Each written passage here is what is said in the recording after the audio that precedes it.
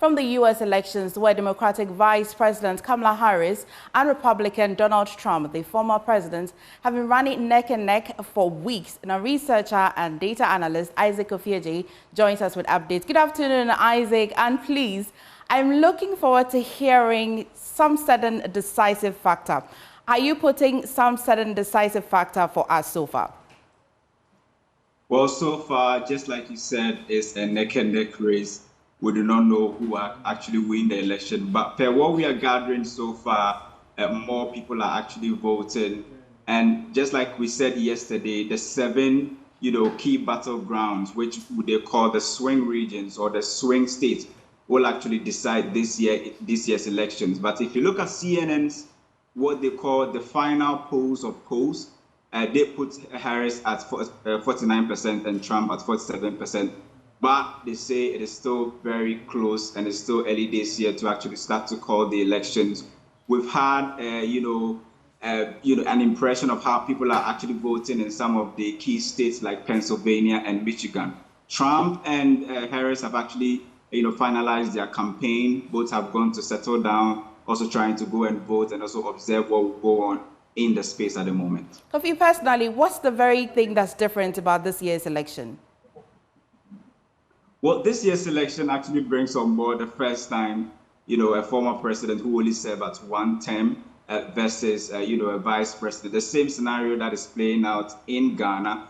And if you look at their policies this year, this is the first time that a key issue such as abortion will be very, very important to voters when they go out to vote, what they call the reproductive health, rights, where you remember the Roe v. Wade, a case where they said reproductive rights should actually be given to women to decide what they do with what they conceive. And in fact, there are also key issues such as immigration, which we in developing countries is very important to us. Trade and actually supporting whether to support or not to support Ukraine is also big on the table.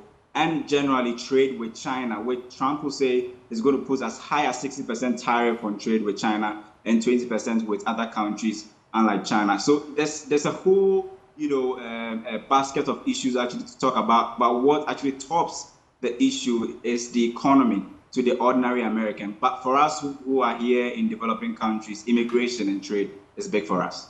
As of yesterday, we noticed that young people were not voting, of course, because it was via mail. But today, are we noticing that young people are going to the polls? Well, I've seen an interesting data this morning that says that Gen Zs will make 8 million of the American total registered voters this year. That should tell you that this is what they call the TikTok election. It means that young people will actually, have a say in this year's elections. But the data we are seeing so far is that unlike yesterday, where during the early voting, we did not see a lot of young people, this time around, people are going out to vote. If you observe CNN, for instance, they actually pitch camp in most of the campuses and young people are actually voting.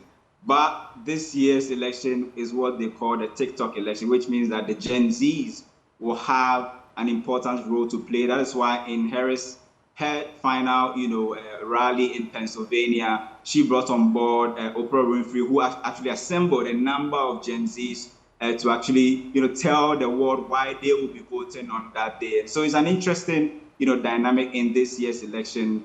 But we have been observing the first vote that was actually cast this morning in a small village in what they call Dixville, Notch, where 6 votes were actually cast. 3 for Harris, 3 for Trump. That gives a clear indication that the election is still neck and neck.